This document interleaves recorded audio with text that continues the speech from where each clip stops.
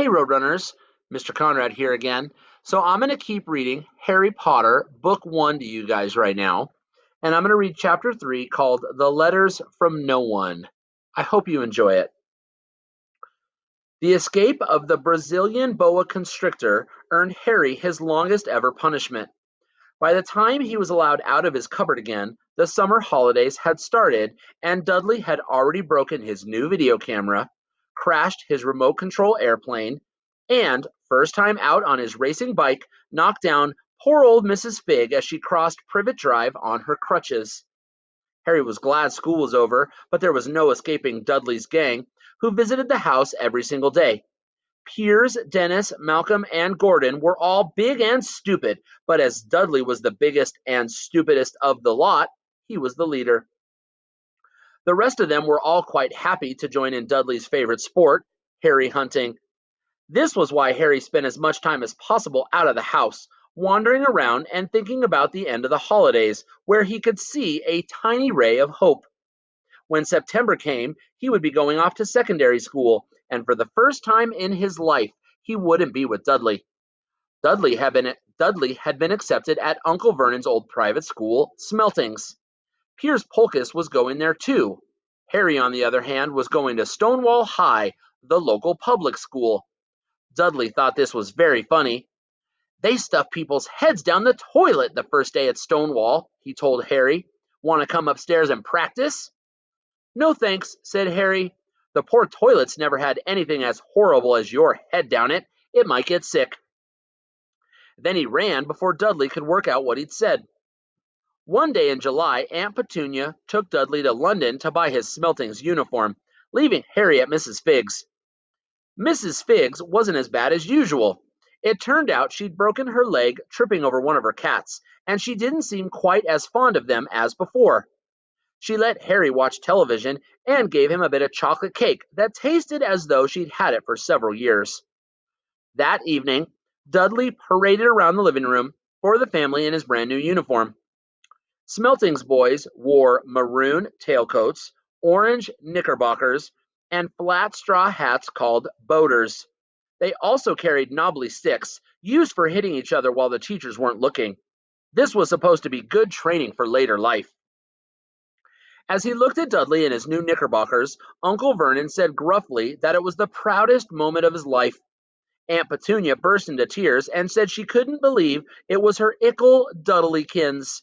He looked so handsome and grown up. Harry didn't trust himself to speak. He thought two of his ribs might already have cracked from trying not to laugh.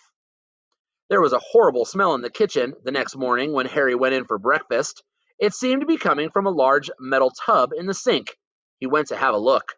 The tub was full of what looked like dirty rags swimming in gray water. "What's this?" he asked Petunia. Her lips tightened, as they always did if he dared to ask a question. "Your new school uniform," she said. Harry looked at the bowl again. "Oh," he said. "I didn't realize it had to be so wet." "Don't be stupid," snapped Aunt Petunia. "I'm dyeing some of Dudley's old things gray for you. It'll look just like everyone else's when I'm finished." Harry seriously doubted this, but thought it best not to argue. He sat down at the table and tried not to think about how he was going to look on his first day at Stonewall High, like he was wearing bits of old elephant skin, probably. Dudley and Uncle Vernon came in, both with wrinkled noses because of the smell from Harry's new uniform. Uncle Vernon opened his newspaper as usual, and Dudley banged his smelting stick, which he carried everywhere, on the table. They heard the click of the mail slot and flop of letters on the doormat. "Get the mail, Dudley," said Uncle Vernon from behind his paper. "Make Harry get it." "Get the mail, Harry." "Make Dudley get it." "Poke him with your smelting stick, Dudley." Harry dodged the smelting stick and went to get the mail. Three things lay on the doormat: a postcard from Uncle Vernon's sister Marge, who was vacationing on the Isle of Wight, a brown envelope that looked like a bill, and a letter for Harry. Harry picked it up and stared at it, his heart twanging like a gigantic elastic band. No one ever in his whole life had written to him. Who would? He had no friends, no other relatives. He didn't belong to the library, so he'd never even get rude notes asking for books back. Yet here it was, a letter addressed so plainly there could be no mistake. Mr. H. Potter, the cupboard under the stairs, 4 Privet Drive, Little Whinging, Surrey. The envelope was thick and heavy, made of yellowish parchment, and the address was written in emerald green ink. There was no stamp. Turning the envelope over, his hand trembling, Harry saw a purple wax seal bearing a coat of arms, a lion, an eagle, a badger, and a snake surrounding a large letter H. "Hurry up, boy!" shouted Uncle Vernon from the kitchen. "What are you doing, checking for letter bombs?" He chuckled at his own joke. Harry went back to the kitchen, still staring at his letter. He handed Uncle Vernon the bill and the postcard, sat down, and slowly began to open the yellow envelope. Uncle Vernon ripped open the bill, snorted in disgust, and flipped over the postcard. "Marge is ill," he informed Aunt Petunia. "Ate a funny whelk." "Dad!" said Dudley suddenly. "Dad, Harry's got something!"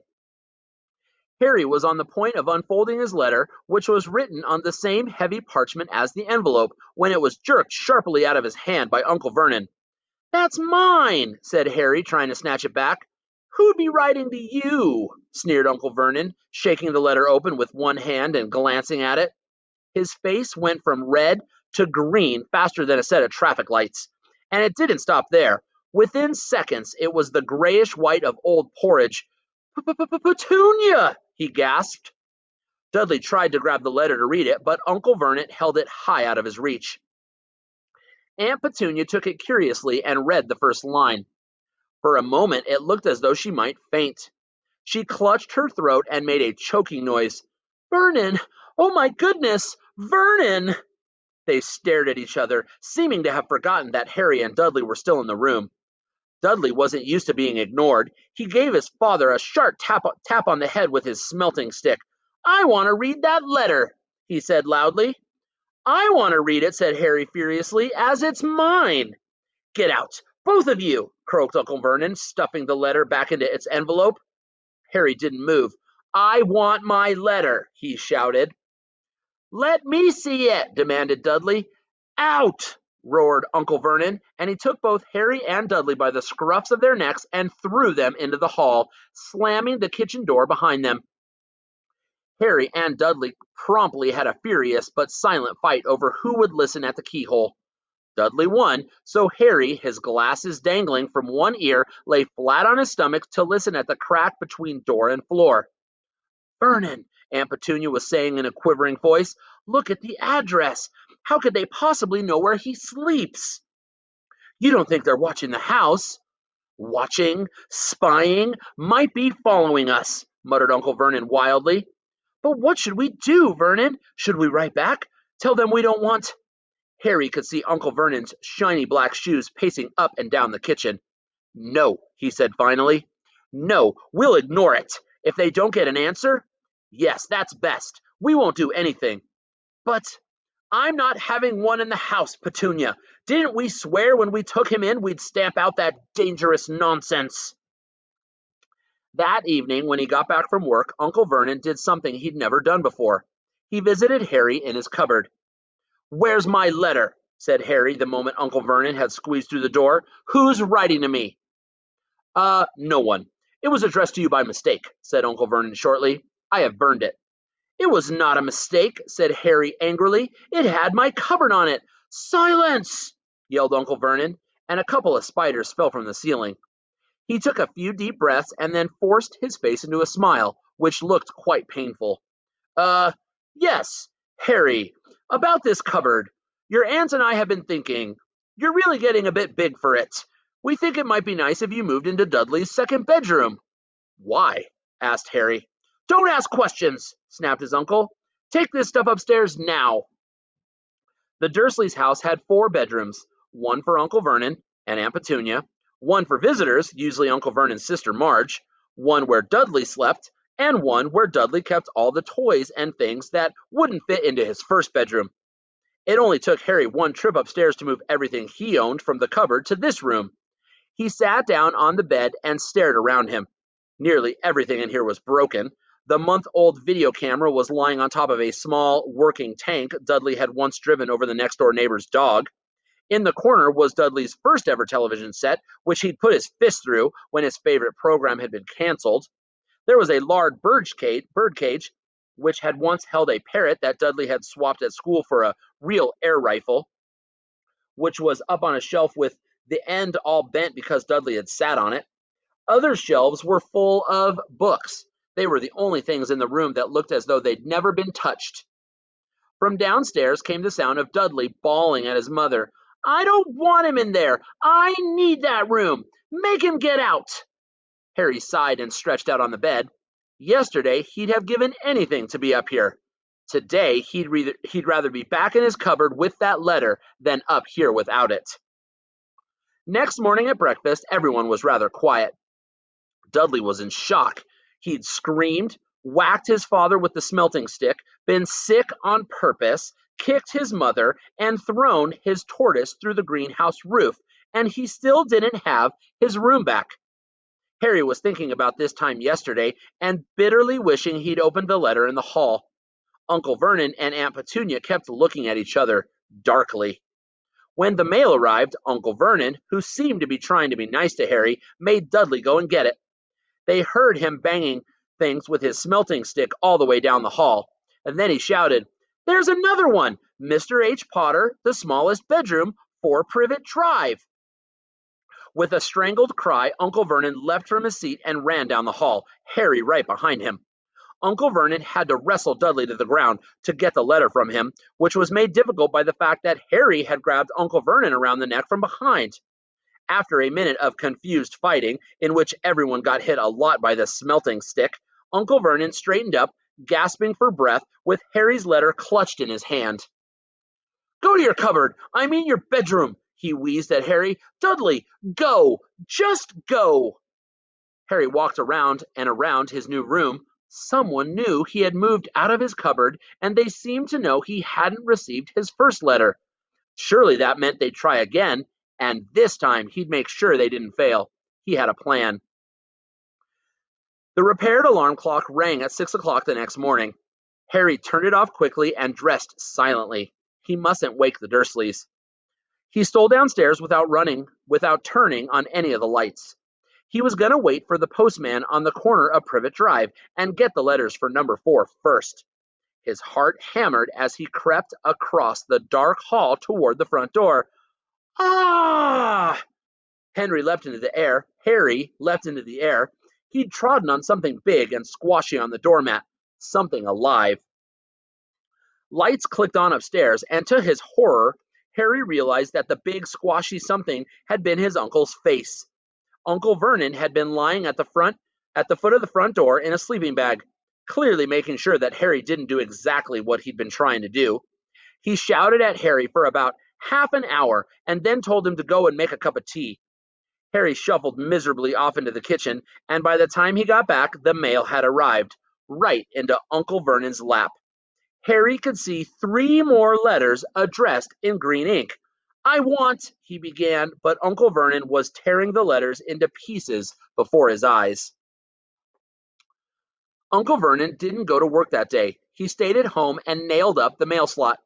"See," he explained to Aunt Petunia through a mouthful of nails, "if they can't deliver them, they'll just give up." "I'm not sure that'll work, Vernon." "Oh, these people's minds work in strange ways, Petunia. They're not like you and me," said Uncle Vernon, trying to knock in a nail with the piece of fruitcake Aunt Petunia had just brought him. On Friday, no less than 12 letters arrived for Harry. As they couldn't go through the mail slot, they had been pushed under the door, slotted through the sides, and a few even forced through the small window in the downstairs bathroom. Uncle Vernon stayed at home again. After burning all the letters, he got out a hammer and nails and boarded up the cracks around the front and back doors so no one could go out. He hummed Tiptoe Through the Tulips as he worked and jumped at small noises. On Saturday, things began to get out of hand. 24 letters to Harry found their way into the house, rolled up and hidden inside each of the 24 eggs that their very confused milkman had handed Aunt Petunia through the living room window, while Uncle Vernon made furious telephone calls to the post office and the dairy, trying to find someone to complain to. Aunt Petunia shredded the letters in her food processor. "Who on earth wants to talk to you this badly?" Dudley had asked Harry in amazement. On Sunday morning, Uncle Vernon sat down at the breakfast table looking tired and rather ill, but happy. No post on Sundays, he reminded them cheerfully as he spread marmalade on his newspapers. No darn letters today. Something came whizzing down the kitchen chimney as he spoke and caught him sharply on the back of the head. Next moment, 30 or 40 letters came pelting out of the fireplace like bullets. The Dursleys ducked, but Harry leapt into the air trying to catch one. Out! Out! Uncle Vernon seized Harry around the waist and threw him into the hall. When Aunt Petunia and Dudley had run out with their arms over their faces, Uncle Vernon slammed the door shut. They could hear the letters still streaming into the room, bouncing off the walls and floor. That does it, said Uncle Vernon, trying to speak calmly but pulling great tufts out of his mustache at the same time. I want you all back here in 5 minutes, ready to leave. We're going away. Just pack some clothes. No arguments. He looked so dangerous, with half his mustache missing, that no one dared argue. 10 minutes later, they had wrenched their way through the boarded-up doors and were in the car, speeding toward the highway. Dudley was sniffling in the back seat. His father had hit him around the head for holding them up while he tried to pack his television, VCR, and computer into his sports bag. They drove, and they drove. Even Aunt Petunia didn't dare ask where they were going. Every now and then, Uncle Vernon would take a sharp turn and drive in the opposite direction for a while. Shake 'em off! Shake 'em off! He would mutter whenever he did this. They didn't stop to eat or drink all day. By nightfall, Dudley was howling. He'd never had such a bad day in his life. He was hungry. He'd missed 5 television programs he'd wanted to see, and he'd never gone so long without blowing up an alien on his computer. Uncle Vernon stopped at last outside a gloomy-looking hotel on the outskirts of a big city. Dudley and Harry shared a room with twin beds and damp, musty sheets. Dudley snored, but Harry stayed awake, sitting on the windowsill, staring down at the lights of passing cars and wondering. They ate stale cornflakes and cold tinned tomatoes on toast for breakfast the next day. They had just finished when the owner of the hotel came over to their table. "Excuse me, but is one of you Mr. H. Potter? Only I got about 100 of these at the front desk." She held up a letter so they could read the green ink address. Mr. H. Potter, Room 17, Railview Hotel, Cokeworth. Harry made a grab for the letter, but Uncle Vernon knocked his hand out of the way. The woman stared. "I'll take them," said Uncle Vernon, standing up quickly and following her from the dining room. "Wouldn't it be better just to go home, dear?" Aunt Petunia suggested timidly, hours later. But Uncle Vernon didn't seem to hear her. Exactly what he was looking for, none of them knew. He drove them into the middle of a forest, got out, looked around, shook his head, got back in the car, and off they went again. The same thing happened in the middle of a plowed field, halfway across a suspension bridge, and at the top of a multi-level parking garage. "Daddy's gone mad, hasn't he?" Dudley asked Aunt Petunia dully late that afternoon. Uncle Vernon had parked at the coast, locked them all inside the car, and disappeared. It started to rain. Great drops beat on the roof of the car. Dudley sniveled. "It's Monday," he told his mother. "The great Humberto's on tonight. I want to stay somewhere with a television." Monday. This reminded Harry of something. If it was Monday, and you could usually count on Dudley to know the days of the week because of television, then tomorrow, Tuesday, was Harry's 11th birthday. Of course, his birthdays were never exactly fun. Last year, the Dursleys had given him a coat hanger and a pair of Uncle Vernon's old socks. Still, you weren't 11 every day. Uncle Vernon was back and he was smiling. He was also carrying a long, thin package and didn't answer Aunt Petunia when she asked what he'd bought. "I found the perfect place," he said. "Come on, everyone out." It was very cold outside the car. Uncle Vernon was pointing at what looked like a large rock way out at sea. Perched on top of the rock was the most miserable little shack you could imagine. One thing was certain, there was no television in there. "Storm forecast for tonight," said Uncle Vernon gleefully, clapping his hands together. "And this gentleman's kindly agreed to lend us his boat." A toothless old man came ambling up to them, pointing with a rather wicked grin at an old rowboat bobbing in the iron-gray water below them. "I've already got us some rations," said Uncle Vernon, "so all aboard." It was freezing in the boat. Icy sea spray and rain crept down their necks, and a chilly wind whipped their faces.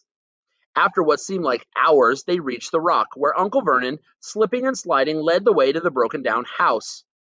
The inside was horrible. It smelled strongly of seaweed. The wind whistled through the gaps in the wooden walls, and the fireplace was damp and empty. There were only 2 rooms. Uncle Vernon's rations turned out to be a bag of chips each and 4 bananas. He tried to start a fire, but the empty chip bags just smoked up and shriveled up. "Could do with some of those letters now, eh?" he said cheerfully. He was in a very good mood. Obviously, he thought nobody stood a chance of reaching them here in a storm to deliver mail. Harry privately agreed, though the thought didn't cheer him up at all. As night fell, the promised storm blew up around them. Spray from the high waves splattered the walls of the hut, and a fierce wind rattled the filthy windows. Aunt Petunia found a few moldy blankets in the second room and made up a bed for Dudley on the moth-eaten sofa. She and Uncle Vernon went off to the lumpy bed next door, and Harry was left to find the softest bit of floor he could and to curl up under the thinnest, most ragged blanket. The storm raged more and more ferociously as the night went on. Harry couldn't sleep. He shivered and turned over, trying to get comfortable, his stomach rumbling with hunger. Dudley's snores were drowned out by the slow rolls of thunder that started near midnight. The lighted dial of Dudley's watch, which was dangling over the edge of the sofa on his fat wrist, told Harry he'd be 11 in 10 minutes' time. He lay and watched his birthday tick nearer, wondering if the Dursleys would remember at all, wondering where the letter writer was now. 5 minutes to go. Harry heard something creak outside. He hoped the roof wasn't going to fall in, although he might be warmer if it did. 4 minutes to go. Maybe the house in Privet Drive would be so full of letters when they got back that he'd be able to steal one somehow. 3 minutes to go. Was that the sea, slapping hard on the rock like that? And 2 minutes to go. What was that funny crunching noise? Was the rock crumbling into the sea? 1 minute to go and he'd be 11. 30 seconds. 20. 10. 9. Maybe he'd wake Dudley up just to annoy him. 3. 2. 1. Boom! The whole shack shivered, and Harry sat bolt upright, staring at the door. Someone was outside, knocking to come in. All right, guys, that was chapter 3. Chapter 4 is called The Keeper of the Keys. And I hope you're enjoying it so far. Thanks for listening and following along. I hope you are enjoying my Christmassy background as well as the snow falling at Hogwarts. And did you guys see we got Professor McGonagall, Harry Potter, and Albus Dumbledore. All right, guys, I will see you for chapter 4 in a little bit.